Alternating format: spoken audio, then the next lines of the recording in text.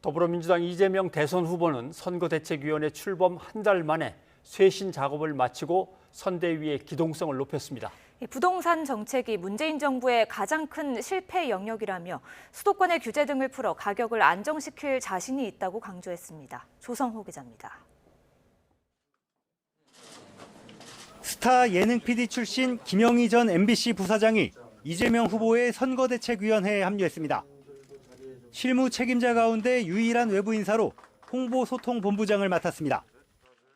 국민들은 사실 지금의 정치에 사실 피로감을 느끼는 것도 사실입니다. 근데 대한민국 정치의 가장 큰 이벤트가 국민적인 축제가 될 수 있도록 이 후보는 김 전 부사장을 포함한 본부장급 추가 인선도 마무리했습니다. 경선 캠프부터 정책을 담당한 윤우덕 의원이 정책본부장, 이 후보의 최측근 가운데 한 명인 김병욱 의원이 직능본부장을 맡았고 조직본부장과 총괄 상황실장엔 정세균 전 총리 측 인사인 이원욱 의원과 서영교 의원이 각각 임명됐습니다. 16개이던 선대위 산하본부를 6개로 대폭 줄여 효율성을 높였습니다. 기민하게 우리 국민의 목소리에 반응하고 작게라도 신속하게 실천해내서 성과를 축적해가는 그런 민주당, 그런 선대위로 거듭나도록 하겠습니다. 방송기자클럽 토론회에 참석한 이 후보는 부동산 정책을 문재인 정부의 가장 큰 실패 영역이라고 평가했습니다. 그러면서 수도권 도심 용적률이나 층수 규제를 풀어 양질의 공공주택 공급을 늘리는 등 추가 대책을 통해 부동산 가격을 안정시킬 자신이 있다고 강조했습니다. 조국 전 장관 사태와 관련해선 거듭 사과했고 이명박, 박근혜 전 대통령 사면은 시기상조라는 입장을 재확인했습니다.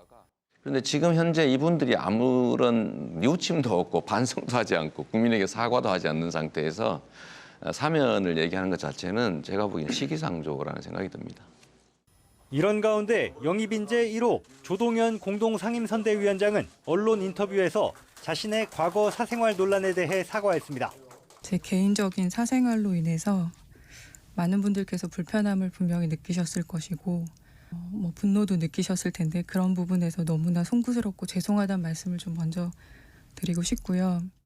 다만 10년이 지나고도 도전할 기회조차 허락받지 못하는 거냐고 반문하기도 했습니다. 논란에 대해 이 후보는 일단은 여론을 살피며 기다리겠다고 언급했습니다. 모든 정치 행위는 국민에 대해서 책임지는 것입니다.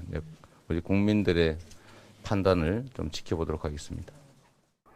비대하게 출범한 선대위 조직을 한 달 만에 과감하게 재편하면서 이재명 후보는 기동력을 한층 끌어올렸습니다. 다만 영입 인재들에 대한 여론 검증 문턱을 얼마나 매끄럽게 넘어설지가 과제로 남아 있습니다.